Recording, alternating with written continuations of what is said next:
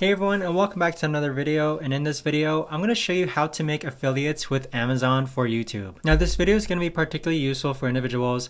Let's say that you want to start earning some Amazon affiliate income through YouTube. How do you actually go ahead about doing so? Now this video is going to be short, sweet, and simple, guys. There's not going to be a lot of steps involved.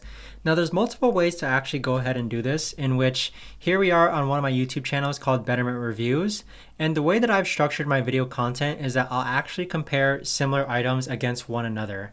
So when I get, let's say, 8 different camping tables, I'll actually review each of these camping tables, but then I'll also review these camping tables against one another. And then within my video, I'll also mention which camping table I think is best. So that's the best way that I've been able to convert and get affiliate income from a very small channel like this that only has 179 subscribers, but it's making around $300 a month in affiliate revenue. So you can see here that videos that I posted well over a year ago are still getting views to this day.